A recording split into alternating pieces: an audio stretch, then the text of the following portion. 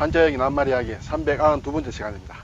이번 시간은 일요일날 이제 방영이 되는 것인데요. 꽃나무 이야기 두 번째로 하겠습니다.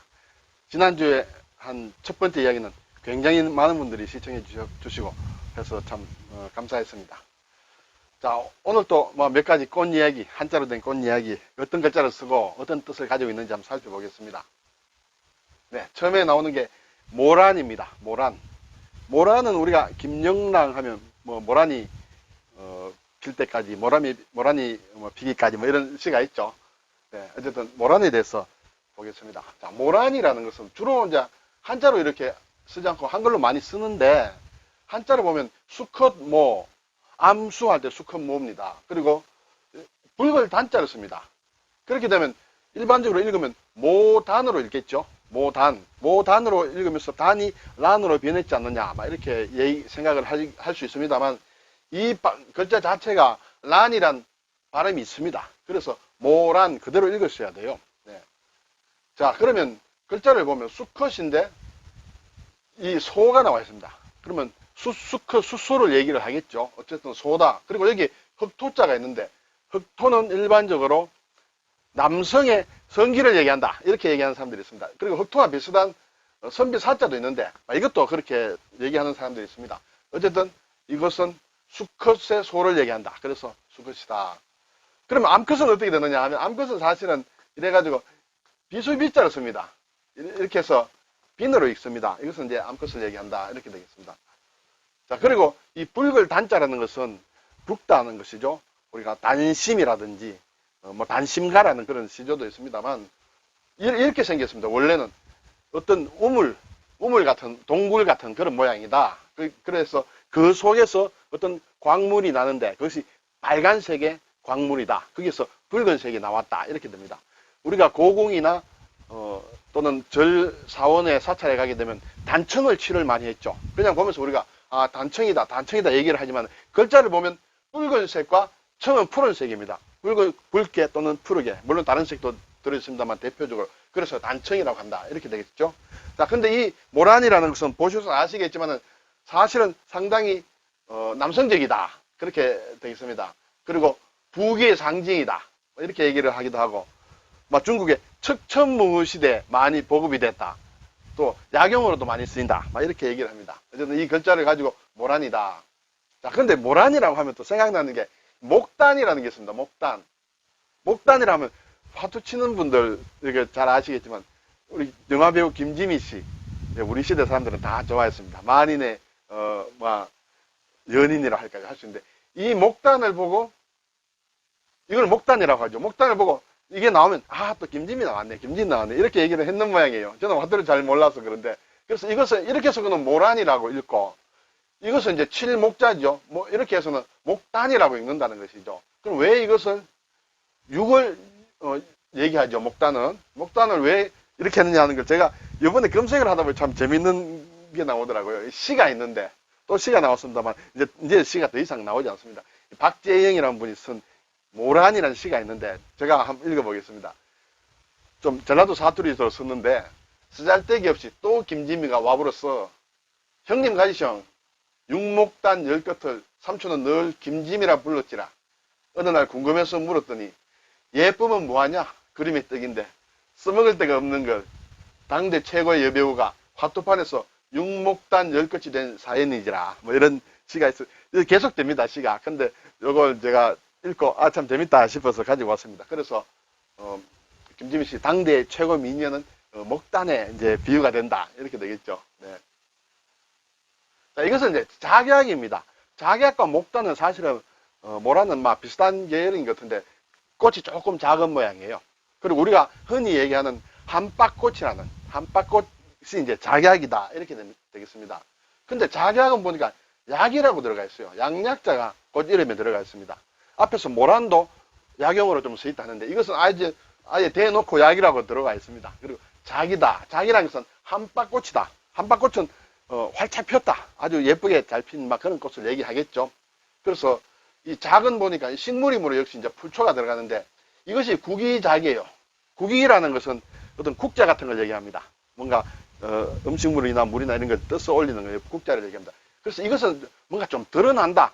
뜻을 이렇게 펴 올리기 때문에 잘 밝게 드러난다는 그런 뜻이 있어요. 그러한 눈에 잘 띄이는 막 그러한 쪽의 식물이다. 그래서 아마 이 글자를 적었지 않느냐 생각이 되고 이것이 한바꽃을 뜻하는 것이다. 그리고 약이란 글자를 다 아예 노골적으로 달고 있는 꽃 이름이다. 낙은 풍류악의 이게 불초가 되겠습니다. 이 불초는 이 식물을 먹으면 즐거워진다. 병이 괴로움이 없어지고 고통이 없어지고 즐거워진다 해서 그렇게 즐겁게 만드는 식물이다. 그것이 약이다. 옛날에 약이라는 것은 주로 식물 약초를 얘기를 했겠죠. 네. 네, 이것은 목련이죠. 우리가 잘 아는 목련입니다. 나무 목에 연꽃 연자예요. 그래서 나무에 피는 연꽃과 비슷한 것이다. 이렇게 되겠죠. 그래서 연이라는 것은 이렇게 이제 물론 식물이므로 불초가 들어가고 이을연입니다. 이 땅을 연이다. 이렇게 되겠습니다. 이것은 연이라는 것은 계속 이어진다는 것이에요. 이것은 무엇이냐면 차가 수레죠. 수레이면서 또는 전차일 수도 있습니다. 이 차가 수레가 계속 간다는 뜻이에요. 착받침이 있죠. 수레가 연이어서 간다. 그래서 계속 연결되는 것을 연이라고 합니다. 그런데 이 연의 뿌리를 보면 연뿌리라는 것은 이렇게 계속 이어져 있습니다. 그렇죠? 이렇게 이어져 있습니다. 그래서 여기에서 연이라 이렇게 볼 수도 있죠. 볼 수도 있고 또 수레의 바퀴는 이렇게 돼 있죠. 수레 바퀴가 이렇게 돼 있는데 연도 보면 이렇게 돼 있죠. 연도 보면 어떻게 보면 이런 이제 둥근 연근에 보면 이렇게 돼 있습니다. 그렇죠? 이게 이제 수레 바퀴 모양을 닮았죠. 그래서 저는 막 그렇게 해서 그런 모양을 닮은 꽃이다 해서 연이라고 하지 않느냐. 나무에 피는 연이 목련이다. 자, 목련은 이렇게 목련이라고도 하지만은 목란이라고도 합니다. 목란. 난초 난자를 써서 목란이라고도 하고 또 목필이라고도 한다. 붓을 얘기한다. 붓필. 목련의 꽃잎이 붓과 비슷하게 닮았다. 그렇게 해서 목필이라고. 이 꽃은 필 때 보면 북쪽을 향해서 북쪽을 보고 핀다고 이렇게 얘기를 합니다. 그래서 북향화다 이렇게 되는데 사실은 이러한 이름들이 나온 데는 전설들이 많이 있습니다. 또 전해 내려오는 설들이 많은데 그건 너무 많고 어느 게 정확한지도 모르겠어서 제가 생략을 하고 넘어가겠습니다. 네. 네, 이것은 이제 터치미나 나를 만지지 마라, 나를 건드리지 마라는 뜻이에요. 봉선화예요. 봉선화의 영문 이름이 터치미나. 왜냐하면 봉선화는 이렇게 조금 건드리면 이렇게 탁 터져가지고 이제 꽃이가 이렇게 이제 퍼지겠죠. 사실은 식물이 자기 번식을 위해서는 번식을 위해 노력해주는 걸 이렇게 감사해야 되는데 터치미 나한테 했네요. 터치미 하는 것이 맞을 것 같은데 어쨌든 꽃 이름이 그렇다. 봉선화입니다. 봉쇄, 봉황의 봉을 씁니다. 그리고 신선선입니다. 꽃 화자. 봉황이 날아가는 모양과 닮았다. 그래서 여기에서 그렇게 느끼는 수도 있는 모양입니다. 봉황 자체가 상상할 수 있는데 봉황이 이렇게 날아가는 것과 같은 모양을 닮아서 봉선화라고 했다. 이렇게 되겠죠. 근데 봉선화는 우리가 봉숭아라고도 하죠. 봉숭아 학당 이런 코미디 프로 있습니다만 그것은 다 표준말입니다. 봉선화와 봉숭아는 표준말이고 나머지는 표준말이 아니라고 얘기를 합니다. 예를 들어서 봉숭화라든지 또는 봉선아라든지 이런 것은 표준말이 아니다. 이렇게 되겠습니다. 네, 이것은 아까 앞에서 봉선화는 touch me not인데 이것은 forget me not. 나를 잊지 마세요. 물망초죠. 네, 물망초. 예, 이렇게 글자는 이렇게 말물, 잊을망, 불초. 나를 잊지 마세요. 나를 잊지 마세요 하는 그런 뜻으로 만들어진 글자다. 바로 직역이 된 것 같습니다. 그렇죠? 네, 이것은 이제 연꽃이죠. 네, 연입니다.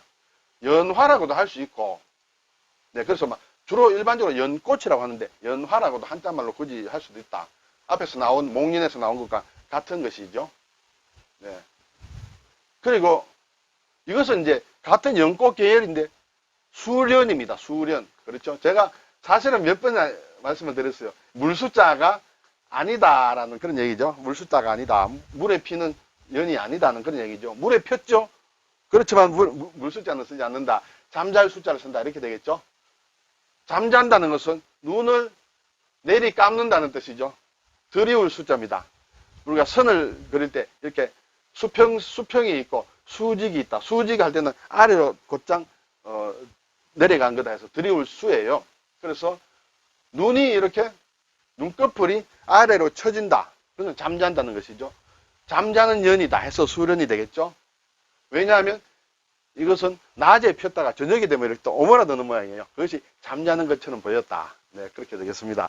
자, 그런데 여기 수련과 앞에 연꽃에 구별은 할 수 있겠죠. 구별의 가장 중요한 것은 잎이 되겠습니다. 물론 꽃도 이렇게 위로 물에서 좀 올라와 있고 하지만은 이렇게 잎도 상당히 위로 올라와 있습니다. 그렇지만은 수련은 잎이 물에 이렇게 딱 붙어 있습니다. 붙어 있고 이렇게 V자로 이렇게 피자 한 조각 이렇게 떼낸 것 같은 그런 모양이고 물에 잘 붙어 있다. 그것이 수련과 연꽃의 차이다. 이렇게 제가 몇 번 말씀드린 적이 있습니다. 네, 오늘 모란, 작약, 목련, 봉선화, 물망초, 연꽃, 연화, 수련 이런 것을 한번 살펴봤습니다. 다음 주에 또 몇 가지 남아 있습니다. 네, 기대해 주시면 감사하겠습니다. 감사합니다.